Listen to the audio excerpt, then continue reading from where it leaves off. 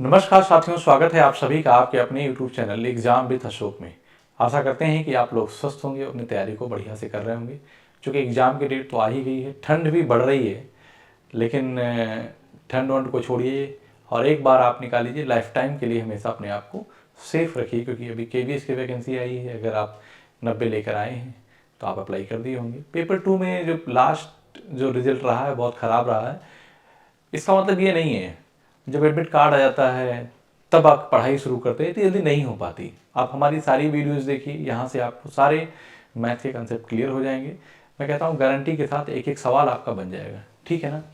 तो बिना देरी किए और सेशन का आगाज़ करते हैं। और आज का जो मेरा पहला क्वेश्चन है बेटा, क्या है ज़रा आप आंसर बताओ। इसको देखकर मुझसे पहले आंसर बताएं, ठीक है ना। तो मैं कहता हूँ कि त्रिभुज, हालांकि यहाँ पे गलत लिखा हुआ है थोड़ा सा, पर कोई बात नहीं। ये क्या है बेटा? त्रिभुज। ध्यान देना मेरी बात को। ये क्या है? ये त्रिभुज है। त्रिभुज ABC, BC 4 centimetre, AC 5 centimetre और कोण भी 90 डिग्री है। DEF कोण ये 90 डिग्री है। यहाँ पे भी कोण D जो है ये 90 डिग्री है। इसका मतलब यहाँ पे भी थोड़ा सा हल्का सा वो हो गया है, ठीक है ना, 90 डिग्री है, ठीक है। और आपका EF जो है 5 सेंटीमीटर है, ED 4 सेंटीमीटर है। इनमें से कौन सा सही है? और मैंने आपको बताया, देखो मेरी बात ध्यान से सुनने लगा। इस जो कॉन्ग्रुएंसी है ना, ये सिंबल क्या बता रहा है? सर्वांग समता पे। और आपने देखा होगा कि हर सेट में सवाल एक पूछा गया है। तो कॉपी में पे नोट करिए कि सर्वांग समता के कंसेप्ट, आप सर्वांग समता को हम कहते हैं कॉन्ग्रुएंसी। इसके कंसेप्ट आप अपने क्लियर कर लीजिए। देखिए, तो त्रिभुज, दो त्रिभुज हैं। कैसे? दो त्रिभुज हैं। यहाँ पे त्रिभुज है क्या? आइसोसेलेस, चलिए ठीक है। एक त्रिभुज ये है और एक त्रिभुज आपका ये, ठीक है। आप कहेंगे यस सर। तो कह रहा है कि ये त्रिभुज ABC है। क्या है बेटा? त्रिभुज ABC है। देखते चलना, त्रिभुज ABC है जिसमें BC 4 सेंटीमीटर है, ये 4 सेंटीमीटर है। आप कहेंगे यस सर, कोई दिक्कत नहीं है। और AC 5 सेंटीमीटर है, ठीक है। कोण B जो है 90 डिग्री है। इसका मतलब है कि हमने फिगर को गलत बना दिया। फिगर गलत बना दिया क्योंकि हम ये जो लिए हैं ना, ये ट्रायंगल है, हमें 90 डिग्री वाला चाहिए। कैसा चाहिए बेटा? 90 डिग्री वाला चाहिए। तो कोई बात नहीं, 90 वाला उठा लेते हैं, ठीक है। एक ये है, एक ये है, ठीक है। कोई दिक्कत किसी को?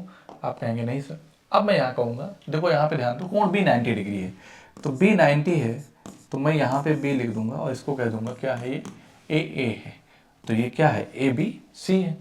और कह रहा है DEF में D 90 है, तो D 90 है तो D आप यहीं लिखोगे, तो DEF, तो E को मैं यहाँ पे कर दूंगा और F को कहाँ करूँगा? यहाँ कर दूंगा, ठीक। BC कितना है? 4 सेंटीमीटर है, ठीक। AC कितना है? 5 सेंटीमीटर है।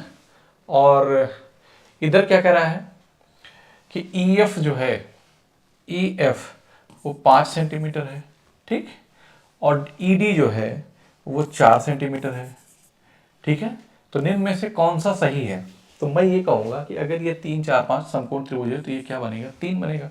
और ये क्या बनेगा? 3 बनेगा। तो आप देखिए कि ये और ये दोनों क्या है? इक्वल है, हैं? मतलब कि बराबर हैं। और ये क्या है? बराबर है। और ये क्या है? बराबर है। मैंने यहाँ से निकाला है 3 4 5। तो त्रिभुज सभी भुजाएं बराबर हैं। मैं ये कह सकता हूँ कि साइड एंगल साइड या साइड साइड साइड से त्रिभुज कहते हैं सर्वांगसम हैं। लेकिन आप बताएं कैसे?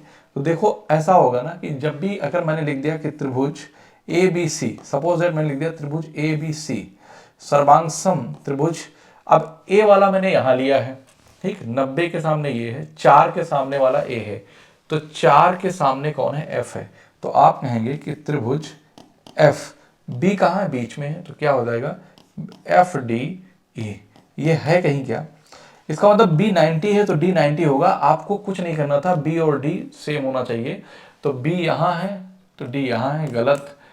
B यहाँ है, E यहाँ है, गलत। बी यहाँ है, डी यहाँ है, देखो बी ए सी इन्होंने कैसे लिखा, अब देखो लिखने का तरीका क्या, बी कैसा लिखा है वो वाला ऑप्शन, त्रिभुज बी ए सी सर्वांगसम है।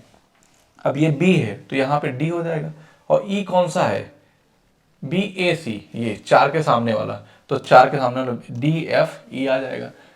त्रिभुज डी एफ ई यही लिखा है कि नहीं लिखा है, डी एफ ई लिखा है, तो ये त्रिभुज कैसा होगा, दोनों सर्वांगसम है, तो यही वाला ऑप्शन आपका सही हो जाएगा।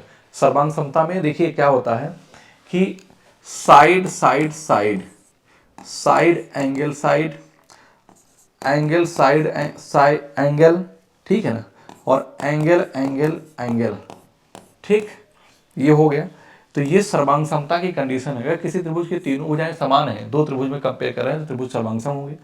अगर दो साइड और एक कोण समान है तो त्रिभुज सर्वांगसम होंगे, दो कोण एक भुजा समान है त्रिभुज सर्वांगसम होंगे, और तीनों साइड समान है त्रिभुज कैसे होंगे, सर्वांगसम होंगे। क्लियर है, तो ये याद रखना कि इस पे एक क्वेश्चन आता ही आता है। आगे चलते हैं कि किसी समबाहुभुज के सभी अंतःकोणों का योग 180 डिग्री है, तो इस बहुभुज के प्रत्येक बाह्य कोण की माप क्या है। तो मैं यहाँ पे कंसेप्ट लिख दूं कि अंतःकोण का योग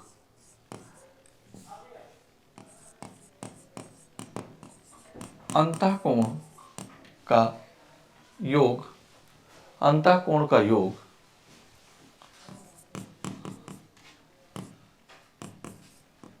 n-2 into n-2 into 180 degree होता है। आप कहेंगे यस होता है ना, कह रहा है कि अंतःकोणों का योग सभी, तो देखो सभी, ये तो फार्मूला हो गया बेटा, किसी समबाहुभुज के सभी अंतःकोणों का योग 1080 है, तो 1080 यहाँ पे कर देंगे डिग्री में, और n-2 इंटू 180 डिग्री, इससे ये कटेगा और 8 छक्का 108 हो जाएगा, तो n की वैल्यू कितना मिल जाएगी, 8 मिलेगी। आप कहेंगे यस सर।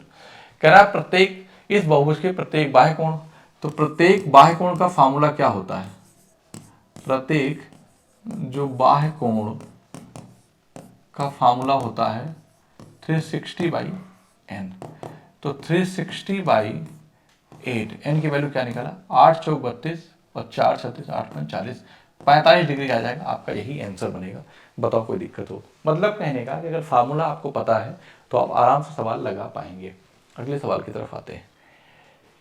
किसी लंब प्रिज्म का प्रत्येक आधार एक भुजा वाला बहुभुज है, इसके सभी फलकों किनारों तथा सीरीजों की संख्या का योग क्या होगा। तो पहले ये बात आप जानिए कि प्रिज्म होता क्या है। प्रिज्म ऐसा होता है कि 3D में होता है, मैं देखो आपको प्रिज्म दिखा रहा हूँ, ठीक है ना, और प्रिज्म ऑक्टागन है 8 साइड वाला, तो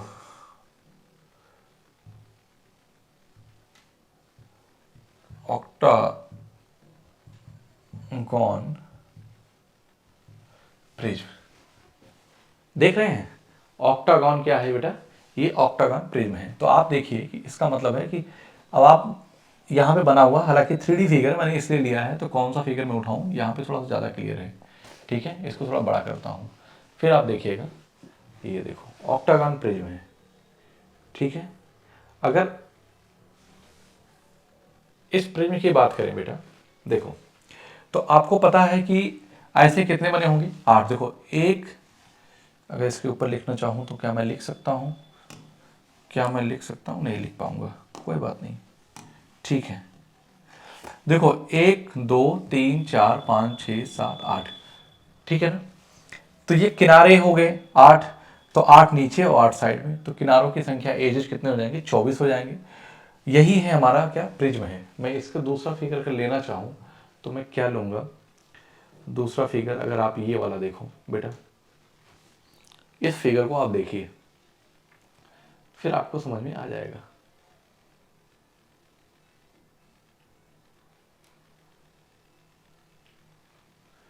नेट स्लो है क्या,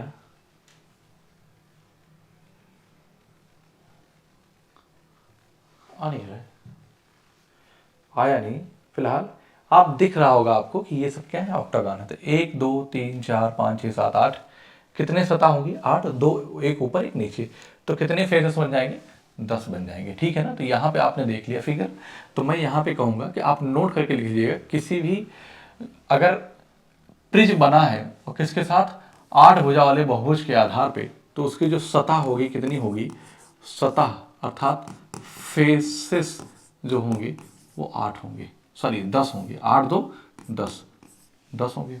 ठीक है। अगर एजेस और वर्टिसेस की बात की जाएगी तो 8 ऊपर और 8 नीचे, मतलब कि अगर सीस की बात कर ली जाए तो कितने होंगे, सीस जिसे हम वर्टिसेस बोलते हैं कितने होंगे, 16 बन जाएंगे। और किनारों की अगर बात की जाए, किनारे कितने हैं, मतलब कि एजेस किनारे कितने हैं, तो आप कहेंगे कि किनारे होंगे 8 3 24। अगर ये आपको याद है तो आपको कोई दिक्कत नहीं होगी। तो 24 6 3 10 40 40 10 50, तो टोटल कितने हो जाएंगे, टोटल हो जाएंगे 50। आपसे पूछा है कि सभी संख्याओं का योग कितना होगा, तो आंसर आएगा 50। अब ये आपको याद होना चाहिए। फिगर 3D अपने मोबाइल में या कहीं पे भी आप देख के देखिए 3D इमेज में कैसे बनता है, वहां पे आप बता सकते हैं। क्लियर है। अगले सवाल की तरफ आते हैं। करार चतुर्भुज ABCD में कोण C 72 डिग्री, कोण D 80 डिग्री, कोण A और B के समद्विभाजक बिंदु O पर मिलते हैं। तो एंगल AOB का माप क्या है, एंगल AOB का माप क्या है, तो सिंपल सी बात है कि चतुर्भुज है, चतुर्भुज कैसा भी हो सकता है। अब ये नहीं बताया कि चतुर्भुज कैसा है, ऐसा मैंने बना दिया, थोड़ी देख लिए। तो कह रहा है कि C 72 है, तो 72 है तो मतलब 90 नहीं है, तो मैं कौन सा बनाऊं, चलो ठीक है, इसको मैंने मान लिया कि ABCD ऐसे माना, ABCD मान लिया इसको। तो ये कितना है, 72 डिग्री है। आप कैसे ही बनाओ कोई दिक्कत नहीं है। D 80 है तो D 80 है, ठीक है ना। A और B के समद्विभाजक, इस A और B के समद्विभाजक O पर मिलते हैं, O पर मिलते हैं, ये इसके समद्विभाजक इसके, ठीक है। AOB का माप बताइए क्या होगा। अगर A यहाँ पे क्या करेंगे, AOB का माप, मुझे इतना पता है कि जो एडजेसेंट एंगल का जो सम होता है चतुर्भुज में 180 डिग्री होता है, तो मैं कहूँगा अगर ये 100 है तो ये 80 है तो ये 100 होगा। चूंकि ये समद्विभाजक है तो ये क्या होगा, 50 होगा, और फिर ये क्या होगा, 50 होगा। ये 72 है तो कितना होगा, फिर ये 108 होगा, 108 होगा तो ये 54 होगा, फिर ये क्या होगा, 54 होगा। कोई दिक्कत, तो 50 और 54 104, तो कितना हो जाएगा, ये 76 हो जाएगा। समझ में बात आई कि नहीं है। तो आपसे पूछा है कि AOB, एंगल AOB का मान क्या होगा, 76 डिग्री आ जाएगा। आपने क्या सीखा इस सवाल से, आपने क्या सीखा, तो अगर नहीं समझ में आया तो अभी मैं फिर से बता दे रहा हूँ, नोट करके इस बात को लिख लेना कि किसी भी चतुर्भुज के संलग्न कोणों का योग 180 डिग्री होता है। किसी चतुर्भुज के संलग्न कोणों का योग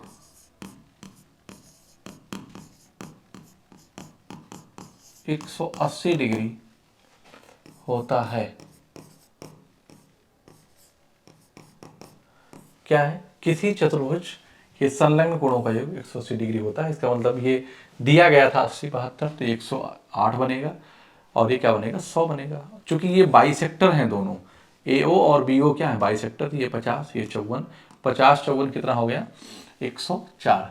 तो 180 से जब 104 घटाएंगे तो कितना आ जाएगा, 76। ये वाला 76 बन जाएगा, क्योंकि त्रिभुज के तीनों कोणों का सम 180 डिग्री होता है। तो आपका ये आंसर बन जाएगा। बताओ भाई कोई दिक्कत हो तो। इस क्वेश्चन की तरफ आए तो किसी वृत्त का क्षेत्रफल 616 सेंटीमीटर स्क्वायर है और इसकी परिधि एक आयत के परिमाप के बराबर है, ठीक है। इसकी भुजाओं का अनुपात 5:6 है। तो the area of a circle, ठीक है। तो आयत का क्षेत्रफल क्या होगा, आयत का क्षेत्रफल क्या होगा, तो बढ़िया सवाल है। यहाँ पर किसी वृत्त का क्षेत्रफल, तो मैं कहूँगा कि और इसकी परिधि एक आयत के परिमाप के बराबर है, कि एक वृत्त का क्षेत्रफल ये दिया है, तो कह रहा हूँ कि वृत्त की परिधि, तो मैं यहाँ पे लिखूंगा कि वृत्त की जो परिधि है बराबर किसके, आयत के परिमाप के बराबर, आयत के परिमाप के बराबर है। आप कहेंगे सर किसी आयत की अगर लंबाई और चौड़ाई है उसमें वो रहेगी तो L/2L/B होगा। परिमाप क्या होता है, 2πr होता है वृत्त का, ठीक है। लेकिन उसने कहा है कि इनकी भुजाओं का अनुपात 5:6। अगर मैं कह दूं कि 5x और 6x हैं, तो मुझे इतना पता है कि 2 6 5 11x हो जाएगा, 11x बनेगा। और वृत्त का क्षेत्रफल की बात करूंगा तो यहाँ से मुझे r निकालना पड़ेगा, ठीक है ना। तो वृत्त का जो क्षेत्रफल होता है वो कितना होता है, पाई आर स्क्वायर होता है। तो पाई आर स्क्वायर की जो वैल्यू है ना 616 दिया गया है, ठीक है। आप यहाँ से 22/7 रख दो, तो 22/7 इंटू का r square is equal to 616। तो 6 6 12 हाँ 11, 11 दूना 22, 11 5 55, 11 6 66, ठीक है ना। और 2 28 56, 2 28 56 कितनी बार गया, 28 बार गया, ठीक है ना।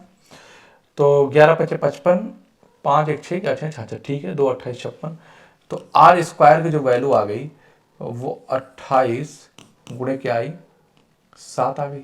तो इसको क्या लिख सकते हैं, 4 गुणे 7 गुणे 7। तो आर की जो वैल्यू मिलेगी 7 गुणे 2 अर्थात कितना मिल जाएगी, 14 सेंटीमीटर में है तो सेंटीमीटर होगी। तो बस यहीं से हमें क्या निकालना है, तो आयत का क्षेत्रफल क्या होगा, तो आयत का क्षेत्रफल जो होगा वो भी निकालेंगे। तो एल इंटू बी मतलब 5x² और 6x² होगा। बस 5 × 30, 30 का मल्टीपल बनेगा अर्थात 3 का मल्टीपल होगा, 4 3 7 2 9, 4 2 6, 4 4 8 और 8 4 12। ये नहीं बनेगा, बस ये ऑप्शन नहीं बनेगा, बाकी सब बन सकता है। वो भी ध्यान से सुनो कि 2 पाई का मान 22/7 और आर का मान कितना निकला है 14। तो 7 दूना 14, ठीक है ना। और यहाँ 2 से 2 कट जाएगा और 11 दूना क्या हो जाएगा 22। तो x की वैल्यू कितना आ गई, 4 आ गई। आप कहेंगे यस सर। तो जो आयत की जो भुजाएं हैं वो कितना हो जाएंगी, तो आयत का जो क्षेत्रफल होगा, आयत का जो क्षेत्रफल होगा ये क्या हो जाएगी, भुजाएं कितनी होगी, 5 4 आई है तो 5 चौक 20 और 6 चौकों 24, ठीक है ना। तो 20 गुणे 24 और 24 दूना 48 अर्थात 480 क्या हो जाएगा सेंटीमीटर स्क्वायर। कोई दिक्कत है क्या, कोई दिक्कत है यहाँ पे, मुझे नहीं लगता है कोई दिक्कत होगी। यहाँ तक बन गया है, आप इसको आराम से नोट कर लीजिए, फिर आपको बताता हूँ।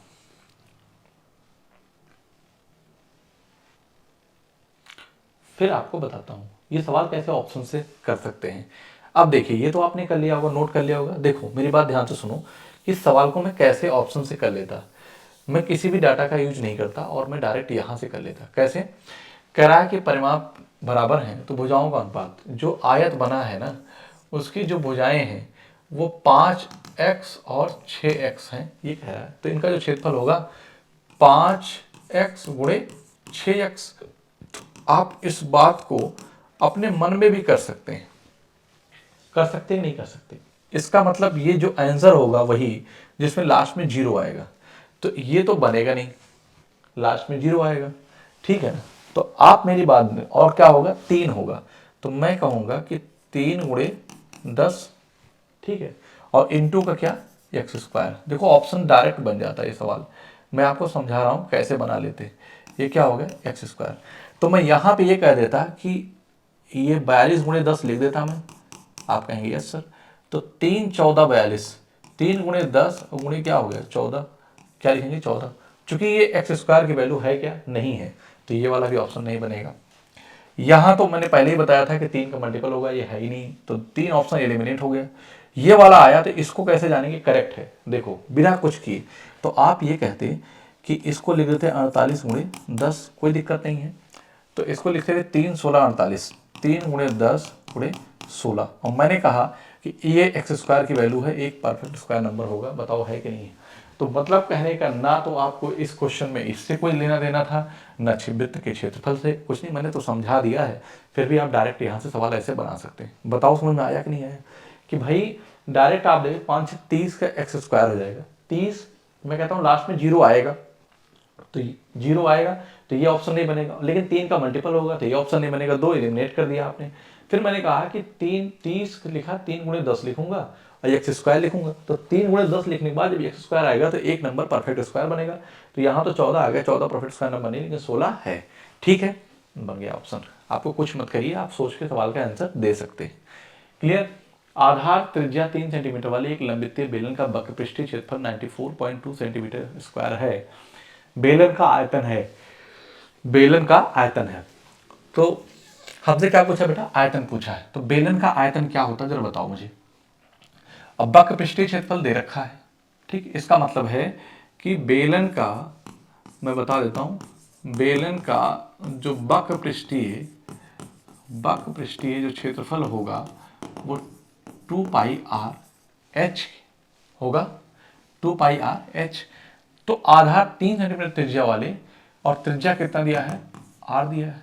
त्रिज्या कितनी दी है, आर दी है, और त्रिज्या आर को हम 3 सेंटीमीटर कहेंगे। यहाँ हम ये कह सकते हैं कि ये जो 2 पाई आर एच यही तो है वक्र पृष्ठीय क्षेत्रफल बराबर किसके, 94.2 के। इसको कट कर दूं तो 2 चौको 8, 2 सते 14, 2 एकम 2। इसका मतलब पाई आर एच की जो वैल्यू है ना वो कितनी है, 47.1 है। तो बेलन का आयतन क्या होगा, अगर हम बेलन का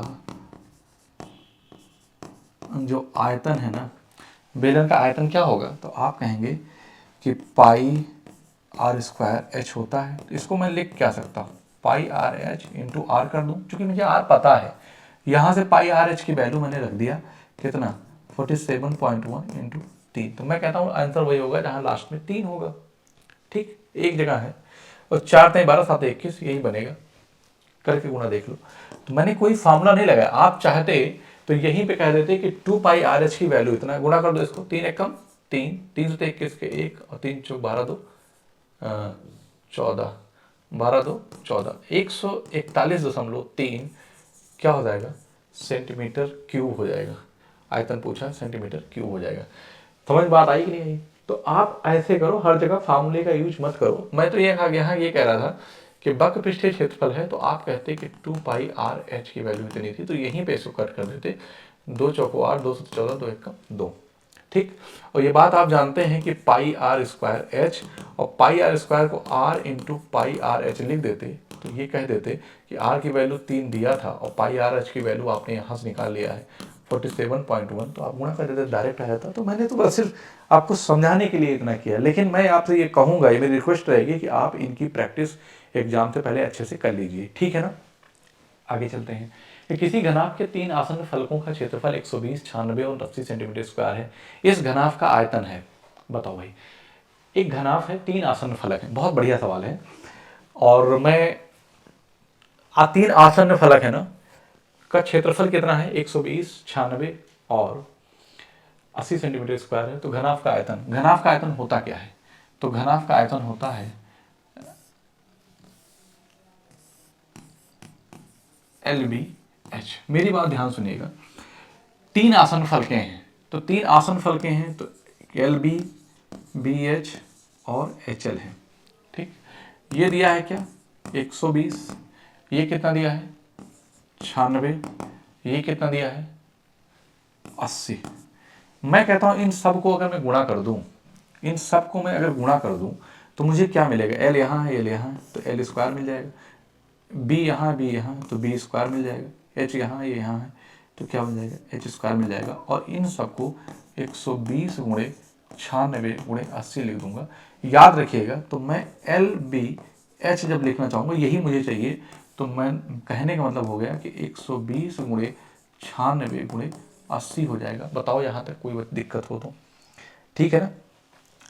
तो बस आप एक स्टेप और आगे कर लीजिए, तो यही LBH निकालना, यही आयतन है, तो बस मुझे यही मेरा आंसर हो जाएगा। इसका मतलब है कि जब भी 3 आसन्न फलक आ जाएं पेपर में, सवाल 3 आसन्न फलक अगर दिए हैं तो उन तीनों को प्रोडक्ट का अंडर रूट ले लो, आपका आंसर आ जाएगा, ठीक है ना। इसको मैं यहाँ पे लिख लेता हूँ ऐसे आगे करके। तो देखो मेरी बात को, आप 10 40 3 120, तो 8 5 40 गुणे 3, ठीक है ना। और ये 96 है, 16 चक्कर 96, 16 गुणे 6 और 16 पंचे 80, ध्यान देना, ठीक है ना। तो अब मैं देखो इस बात को यहाँ पे क्या करूँगा मैं, कि ये 16 है और ये 16 है, तो एक 16 बाहर आ जाएगा। आप कहेंगे सर, ठीक है ना। एक 5 ये है, ये दोनों काट दिया, एक 5 ये है, एक 5 ये है, तो ये बाहर आ जाएगा। आप कहेंगे यस सर, ठीक। और 8 6 48, तो मैं ऐसा कहता हूँ 2 3 16, मतलब इसको बचा क्या, इसमें एक 3 इसके साथ चला आएगा, 2 इसके साथ चला 16, तो यहाँ क्या हो जाएगा 4 और ये क्या हो जाएगा 3, यही आ गया। तो 16 पंचे 80, 8 चौक 32 है ना, 5 चौक 20, 23 60 और 16 चक्का 96, कितना आ गया 960। और 960 हमसे पूछा क्या है, तो सेंटीमीटर क्यूब आ जाएगा। 960 है ऑप्शन में, आप कहेंगे यस सर है, यस सर है। ये आपको नहीं समझ में आएगा, ये प्रोडक्ट बना लिया है बेटा। यहाँ पे ये 6 था ना, तो मैंने कहा 2 गुणे 3 कर दो, और 8 तो है ही, और ये इसका मतलब इसके साथ लेके आओ तो ये हो जाएगा 16, और ये हो जाएगा 3 गुणे 3, तो एक 3 मैंने बाहर ले लिया और 16 का 4 बाहर मैंने कर लिया, यही किया है बस, ठीक है ना, यही किया है। 960 आ गया। लेकिन जब आपके पेपर में आएगा तो कभी भी अगर किसी भी घनाभ के 3 आसन्न फलक अगर दिए हैं तो उसका आयतन निकालना होगा। अगर आयतन निकालना होगा तो आप डायरेक्ट उनके गुणा का क्या करेंगे, अंडर रूट ले लेंगे, तो घनाभ का आयतन आ जाएगा। तो मैं लिख दूं इस बात को, क्या लिख देता हूं, नोट करके इस बात को मैं लिखूंगा कि यदि किसी घनाभ के 3 आसन्न को ही हम एडजेसेंट बोलते हैं। क्या बोलते हैं, एडजेसेंट मतलब आसन्न। यदि किसी घनाभ के 3 आसन्न फलक, 3 आसन्न फलक क्रमशः दिए गए हैं, 3 आसन्न फलकों के क्षेत्रफल, फलकों के क्षेत्रफल क्रमशः दिए गए हैं, तो उसका आयतन, किसका, घनाभ का, उसका आयतन उनके गुणनफल के का वर्ग लेने पर प्राप्त होता है। तो उसका आयतन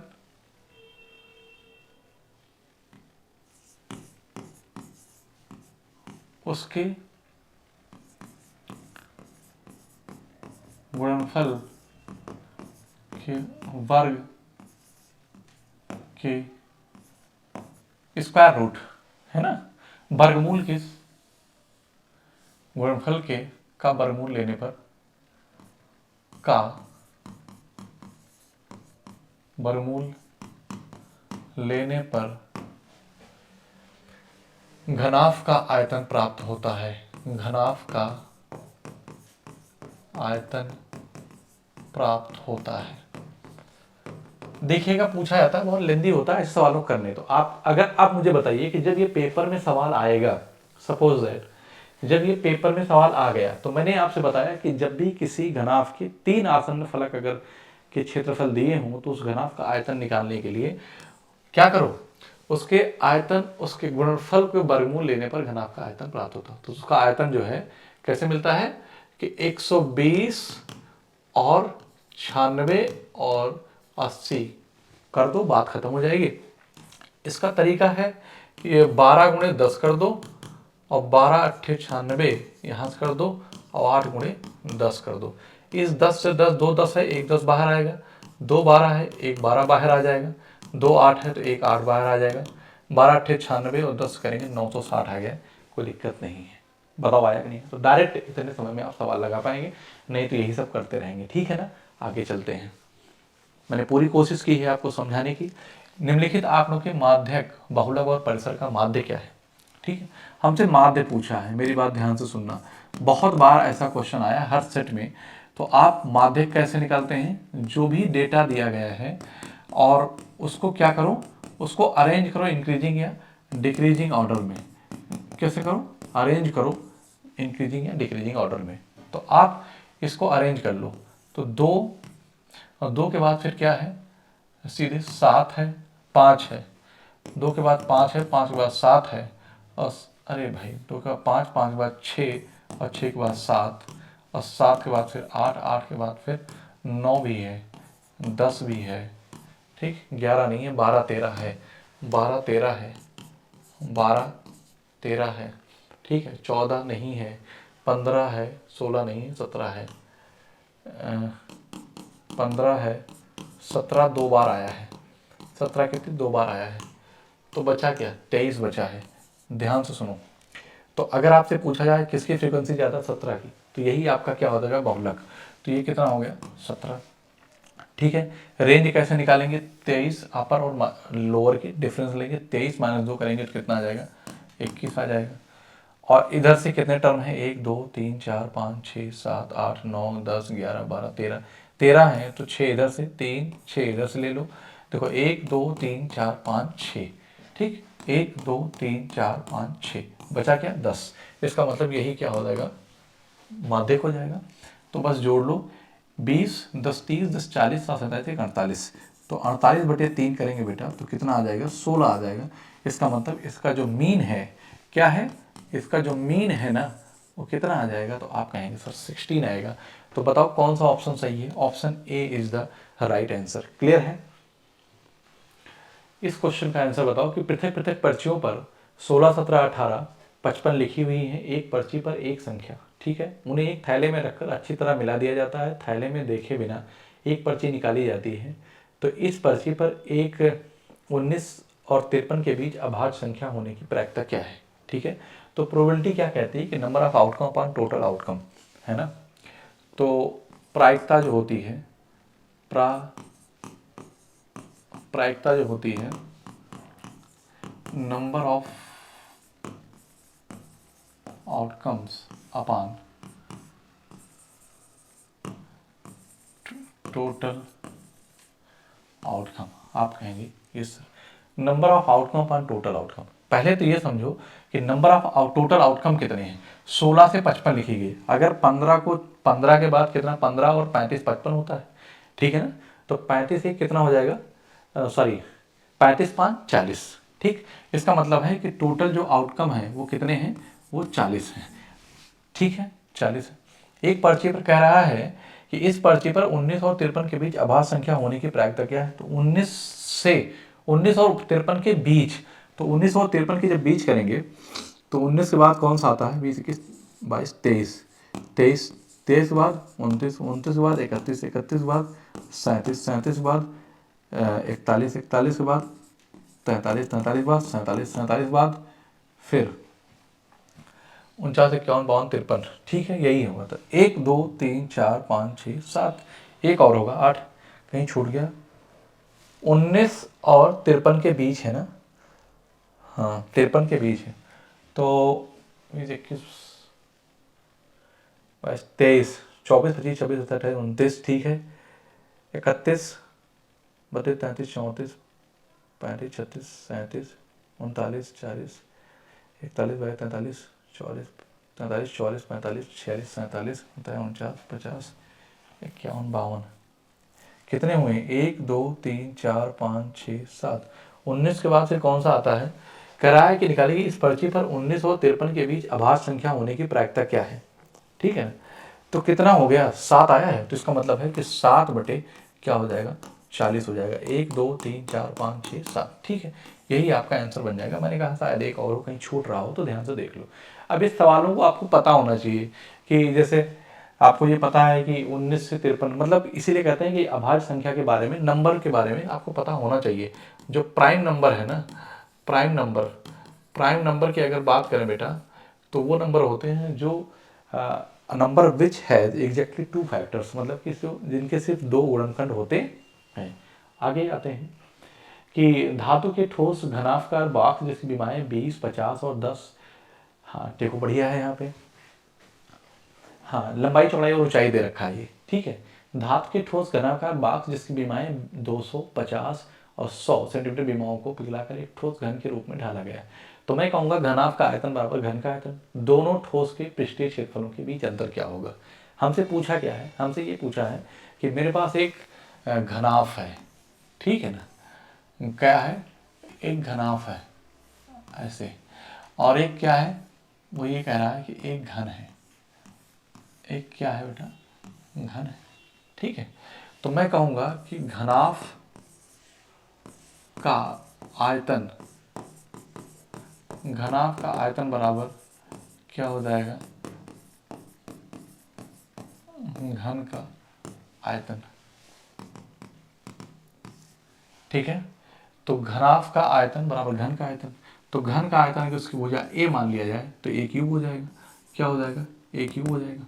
और ये कितना होगा? LBH होता है 200 गुणे 50 गुणे 100, 50 गुणे 100 आप ये कहेंगे। तो a की वैल्यू जो होगी यहाँ पे क्या आ जाएगा, इसको क्यूब लिखेंगे। तो मैं क्या लिखूँगा, मेरी बात ध्यान सुनो। तो 100 गुणे में 2 लिख देता हूँ, ठीक। और ये क्या है? 50 गुणे 100, तो 50 दूना 100, 100 100, तो क्यूब है तो a की वैल्यू कितना आ जाएगी? 100 सेंटीमीटर आ जाएगी। इसका मतलब जो छोटा घन है उसकी जो भुजा है वो 100 सेंटीमीटर का है, ठीक है। अब हमसे कह रहा है कि दोनों ठोस को पृष्ठीय क्षेत्रफलों के बीच अंतर ज्ञात कीजिए, difference between the surface area of the two solids. Surface area की बात करेंगे, सरफेस एरिया 6 होते हैं तो दोनों में, तो मैं कहूँगा कि घनाभ का जो सरफेस एरिया होता है 2LB plus BH plus HL होता है -6A² ये होगा। तो जब 2 की यहाँ पे लिखेंगे तो हम क्या कहेंगे कि LB 20 पंचे 100, मतलब कि 50 दुनाई 100 लिखेंगे और 2 जीरो और लगाएंगे, 10,000 हो जाएगा। BH मतलब कि 5,000 हो जाएगा। कितना हो जाएगा? 5,000 हो जाएगा। और इनको करेंगे तो कितना हो जाएगा? 20,000 हो जाएगा। आप कहेंगे यस सर, ठीक है। -6 और 100 में कितना होता है? 10,000 होता है। इस ए की वैल्यू कितना निकाला है मैंने? 100 निकाला है। तो 20 10 30 और 35, 35 दूना कितना हो जाएगा? 70,000। और 70,000 माइनस 60,000 करूँगा तो बेटा कितना आएगा आंसर? 10,000 आ जाएगा। आप कहेंगे सर यही 10,000 हो जाएगा, यही 10 होगा, यही 10,000 बनेगा। कोई दिक्कत यहाँ पे किसी बच्चे को? मुझे नहीं लगता कहीं कोई प्रॉब्लम होगी। जैसा उसने कहा मैंने एज इट इज वैसे ही कर दिया है। आई होप आपको समझ में आया होगा। अगर समझ में आया है तो अपने दोस्तों अपने साथियों में भी शेयर करें, और ऐसे ही लगातार जब तक PYQs ख़त्म नहीं हो जाएंगे पूरी, तब तक हम इसको फिनिश नहीं कर मानेंगे। पूरे एक एक सवाल इजी टू हार्ड मीडियम, मतलब जितने सवाल हैं मैं सारे यहाँ पे सीट में डलवा दूंगा। अगर आपने सारे PYQs आप करना चाहते हैं तो आप यहाँ से आराम से अपने कंप्लीट कर सकते हैं। तो आज के लिए इतना रखते हैं, मिलते हैं आपसे अगली क्लास में। जय हिंद साथियों।